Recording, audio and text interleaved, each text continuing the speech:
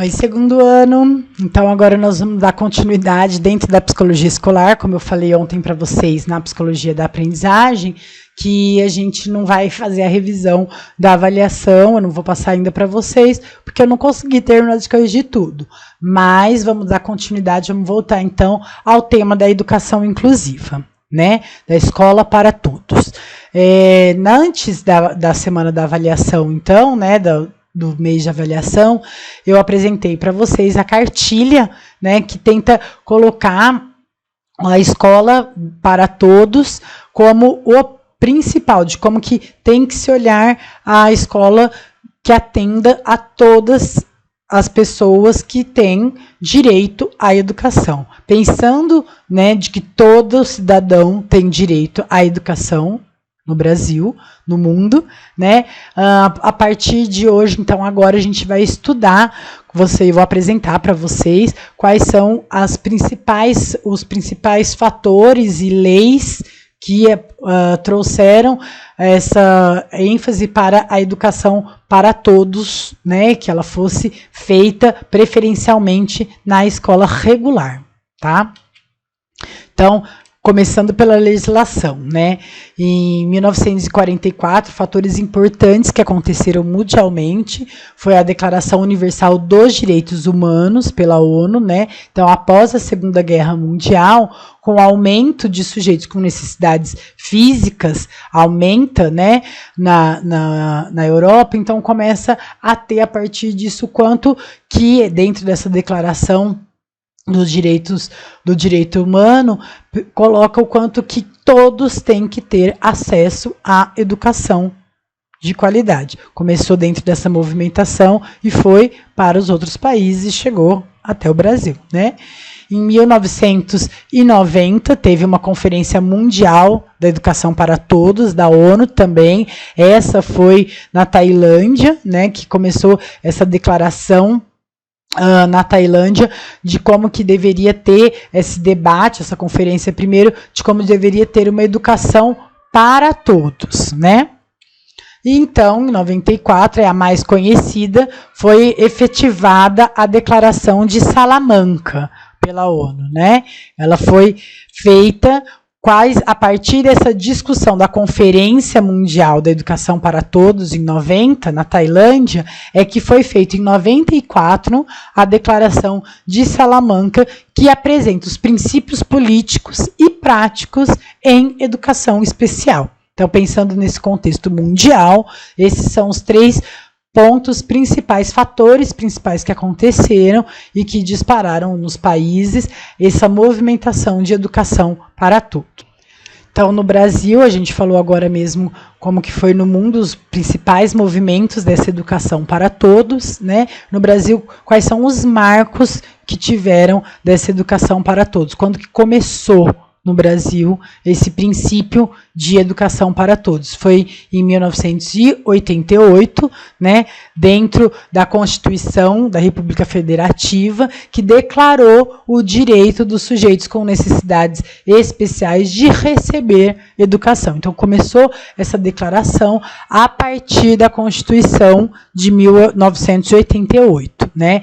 Então, alguns artigos interessantes, importantes que tem, né? O terceiro dessa República Federativa, dessa Constituição da República Federativa do Brasil, né? É ele que ele coloca: promover o bem de todos sem preconceitos de origem, raça, sexo, cor, idade e quaisquer outras formas de discriminação, né? Então, dentro dessa Constituição da República, em 1988, começou esse movimento de busca de quebra de preconceitos a partir de origem, raça, sexo, cor ou idade, né?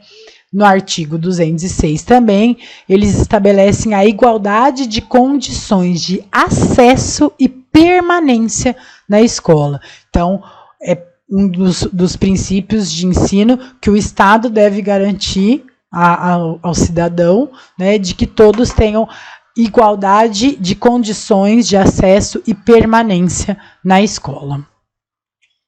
E do 208, esse atendimento educacional especializado, Então, em casos de atendimento educacional especializados, eles precisam acontecer preferencialmente na rede regular de ensino. Então, dentro da Constituição da República, né, já havia uma escrita, uns artigos que colocavam a importância de que a educação de necessidades especiais fosse dentro da rede regular de ensino, né? Bom, então você já tinha na Constituição de 88, né, essa colocação de que precisava ter a escola para todos, né? E aí, em 1990, teve o encontro na Tailândia sobre essa movimentação mundial de educação para todos. E aí, em 1990, então, as leis de diretrizes e bases da educação no Brasil também começaram a apresentar, então, especificamente quais eram as questões de educação para todos que precisavam ser destacadas no Brasil, né? Então, dentro da LDB de 1990, dessa atualização, eles colocam o artigo 53, onde a criança e o adolescente, a afirmação de que a criança e o adolescente têm direito à educação, visando o pleno desenvolvimento de sua pessoa e o preparo para a cidadania. E a partir disso, então, precisa que o Estado, né, assegure a criança a igualdade de condições e acesso e permanência, né, à escola, o direito de ser respeitado, né, pelos educadores, o direito de contestar critérios avaliativos, né, podendo recorrer às instâncias superiores, e o direito e organização de participação em entidades estudantis. Então, a criança e o adolescente começa essa movimentação do quanto que eles têm direito de participar ativamente dentro do processo de educação, né? E aí, então, ele coloca que é dever do Estado, no artigo 54, o ensino fundamental gratuito, né? Inclusive para os que não tiveram acesso na idade própria, então mesmo que eles não tenham idade, porque não tiveram acesso, ele tem o direito desse ensino fundamental, o Estado deve assegurar isso a ele, a criança ou adolescente. Ele tem essa progressiva extensão de obrigatoriedade de ensino ao ensino médio, né? E ele tem um atendimento educacional especializado aos portadores de deficiência e preferencialmente na rede regular de ensino. Então, em 1990, eles vão colocar o quanto que o Estado precisa assegurar a educação para a criança, ele precisa ser participativo, a criança e o adolescente, na educação, né? E dentro disso, ele precisa também dispor obrigação, né, obrigatório do Estado de que ele possibilite a educação, tanto da educação infantil, o fundamental, quanto prorrogação para o ensino médio também. E em casos de portadores de deficiência, precisa de um atendimento educacional especializado, né? E aí, em 94, né, depois do encontro que teve em 90, né, na Tailândia, em 94 eles criam, então, a ONU, a Declaração de Salamanca, né? Então, a congregação dos governos que participaram, né, as agências financiadoras internacionais como Unesco, Unicef, né, o Banco Mundial, todos eles trouxeram quais são as principais estruturas que o Estado, os países devem contribuir para que tenha uma educação para todos, que o governo deve suplementar, né, revigorar de uma educação para todos. Então, a escola deve acomodar todas as crianças, independente de suas condições físicas, intelectuais, sociais, emocionais, linguísticas ou outras. Deve incluir crianças deficientes e superdotadas e crianças de grupos desvantajosos ou marginalizados. Então, a educação para todos, ela parte desse princípio tanto de necessidades físicas e mentais específicas, como de deficientes e superdotados como de situações sociais desvantajosas ou marginalizadas. Elas têm que ter acesso à educação de qualidade. Então, quais são as regras, os padrões, né, que a Declaração de Salamanca apresenta como principal, né? É a equalização de oportunidades para todos, né? E até esse termo, mais do que educação inclusiva, o termo mais usado é escola para todos, né? A reafirmação de que precisa se dispor e apresentar a escola para todos. Então, essa proclamação da declaração, o que ela coloca, né? Ela assume que as diferenças humanas são normais, então precisa a primeira coisa, né, e que é tão importante de Salamanca, as diferenças, elas existem, não existe um igual ao outro, é uma das coisas que vocês já me ouviram falar bastante também, na semana antes da avaliação, de começar o processo de avaliação, e que eu falo também, crianças com necessidades educacionais especiais, então alunos com necessidades educacionais especiais, se a gente falar que a gente teve um aluno com transtorno do espectro autista e pronto, agora eu sou craque em transtorno do espectro autista. Não, você não é. A gente nunca é super informado e pronto para todas as questões, tanto de crianças típicas, alunos típicos, quanto atípicos. Cada um tem a diferença humana, ela é a base, ela é o normal, né? Todos são diferentes. Então, tanto que a gente precisa assumir e entender isso para atender a escola para todos de qualidade, né? A escola precisa se adaptar à aprendizagem às necessidades da criança e não a criança à escola. Então, isso é um princípio muito importante também. A escola precisa entender que ela precisa se adaptar a criança e não a criança se adaptar à escola, né? Reconhecer e responder às necessidades diversas dos seus alunos. Para isso a gente precisa entender quais são essas necessidades diversas e individuais dos alunos, né? Receber qualquer suporte extra requerido para assegurar a educação efetiva. Então, qualquer suporte que qualquer aluno apresente, a escola precisa disponibilizar para que essa educação desse aluno seja efetiva. Então, também a Declaração de Salamanca delega ao governo a prioridade política e financeira para que essa educação para todos aconteça, né? Adotar a educação inclusiva como política e lei, né? Então, é delegado ao governo, o governo precisa ter isso como princípio, né?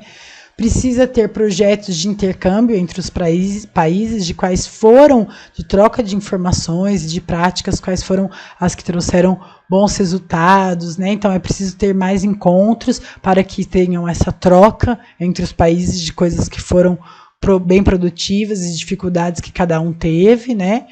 É importante ter a participação dos pais, das comunidades, das organizações dentro dessa política e dessa educação inclusiva, né? Então a escola ela não é fechada só para os alunos, é uma coisa que eu coloco bastante para vocês também desde o começo, né?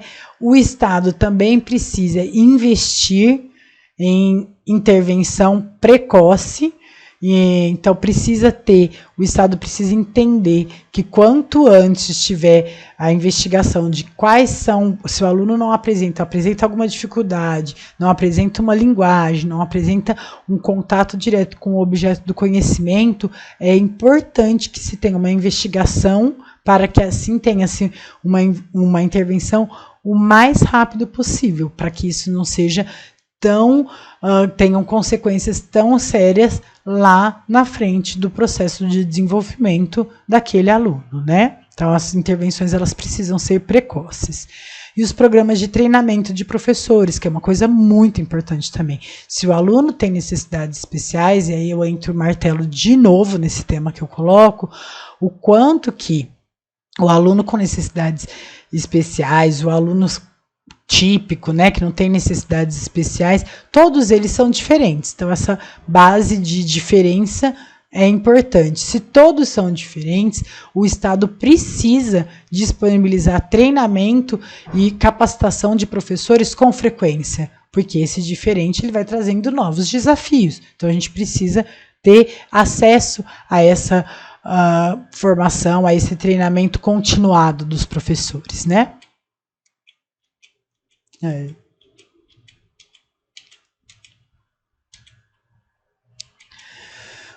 Bom, em 96, qual que é dentro da LDB, que também então entra, depois de 94, da declaração, mais coisas específicas sobre a educação especial, né?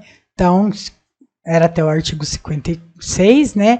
O 58, ele entende-se por educação especial, para os efeitos da lei, né, a modalidade de educação escolar oferecida preferencialmente na rede regular de ensino para educandos portadores de necessidades especiais. Parágrafo 1.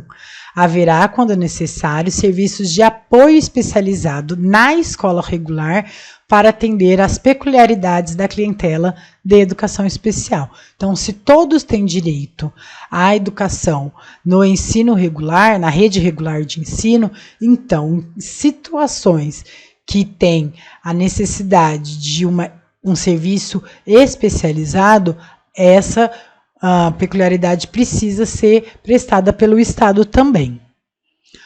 O atendimento educacional, ele tem que ser feito em classes, né, escolas ou serviços especializados, instituições educacionais, para que essa função de condições específicas dos alunos seja atendida, né? Então, se ela não alcança, se a criança não alcança dentro da rede regular de ensino, todas as possibilidades dela, então, ela precisa ter esse atendimento educacional especializado, tá?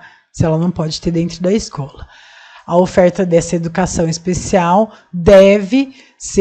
ela também deve ser constituída, deve ser apresentada pelo Estado, tá? E ela começa nessa faixa etária de 0 a 6 anos, durante a educação infantil, e ela vai se estender ao longo do fundamental e do ensino médio também, né? Os sistemas de ensino, então, eles precisam assegurar aos educandos com necessidades especiais 3 coisas fundamentais. Primeiro, currículo, método, técnica e recursos que atendam às suas necessidades especiais. Então, precisa ter esses recursos educativos voltados para essa necessidade especial. A terminalidade específica precisa ser identificada, então, quando o aluno não pode atingir um nível exigido da conclusão do ensino fundamental, em virtude da sua deficiência, né? E o fato também de, se precisar terminar antes, ele precisa ser pensado em como que isso vai acontecer dentro dessa situação. E em casos também de superdotados, tem que ser aberto a eles a aceleração desse processo para que ele conclua o programa escolar, tá? Não tem um tempo determinado, então, né? Os que têm dificuldades, necessidades específicas, eles não têm que terminar dentro daquele tempo específico, tem que ser aceito dentro das possibilidades dele, assim como os com necessidades de superdotado, especial no quesito superdotado, ele precisa também ter a possibilidade de concluir em menor tempo, ele tem condições para isso. E o terceiro, que é os professores com especialização adequada em nível médio ou superior para atendimento especializado, né? Então, precisa ter, dentro dessa educação especial, professores especiais dentro do ensino médio ou superior, que ele tenha feito essa especialização, assim como capacitação de professores da rede regular de ensino, para que possa contribuir com esses 2 primeiros fatores, adequação de currículo, os métodos, os recursos educativos e também a situação de contribuir com a evolução de quem apresenta dificuldade, assim como também contribuir com a passagem, concluir em menor tempo o programa escolar dos que são superdotados, né? Então, em 96 também, né, uma das leis, assegura aos alunos com necessidades especiais currículos, métodos, recursos educativos e organização prática na busca de atender a necessidade específica de cada um, e em 2000 estabelece normas gerais e critérios básicos para a promoção de acessibilidade de pessoas com deficiência ou mobilidade reduzida. Então, pessoas que têm necessidades, problemas de deficiência, né, de mobilidade, eles também precisam ter, olha, só em 2000 isso, né, acesso direto à educação básica, né? Então, o quanto que as escolas tiveram que se adaptar e atender às necessidades de mobilidade também. E aí, por fim, né, os de 2001 e 2002, que o Plano Nacional da Educação começa a explicitar a responsabilidade da União, do Estado, dos distritos e municípios dessa implementação desse sistema educacional para todos, né? Sendo que tem o decreto, né, de eliminação de todas as formas de discriminação contra pessoas com deficiência. Então, o Estado precisa possibilitar isso e eliminar todas as formas de discriminação em relação a isso. Então, precisa trabalhar dentro desses dois, de estruturar e de não aceitar essa discriminação. E em 2002, que entrou dentro da formação de professores o reconhecimento de Libras, né, como uma forma de comunicação, e que os professores, dentro da sua formação, precisam ter essa formação incluída dentro da pedagogia propriamente. E aí é que entram as minhas perguntas que a gente vai tentar sanar ou pensar, refletir amanhã, né? Como garantir a efetivação dessa legislação? Como que a gente consegue isso? É o grande desafio, né? Como que alunos, família, pais de crianças, adolescentes com necessidades educacionais especiais conseguem garantir essa legislação? Como conhecer essa legislação como uma estrutura, né, que execute uma educação inclusiva? É possível, é importante que a gente conheça isso para conseguir, de fato, estruturar essa educação, né? E aí é uma coisa muito importante que é discutido entre os principais pesquisadores, estudiosos sobre a educação inclusiva, é o quanto que a escola, né, a população, a comunidade precisa mudar essa vertente, essa briga com o aluno e a família, né, que tanto acontece dentro das escolas, essa discussão de responsabilidade de quem esse processo de educação especial, né, o quanto que a escola briga muito com o aluno e com a família, e começar a ter uma movimentação contrária, de brigar pelo aluno, pela família. Então é isso. Hoje a gente viu sobre a legislação, né, o que a gente tem para pensar o quanto que a gente precisa colocar isso dentro, junto com aquele caderno que a gente viu lá antes das avaliações, para a prática. E é isso que amanhã eu vou apresentar para vocês, para a gente poder discutir um pouquinho, tá?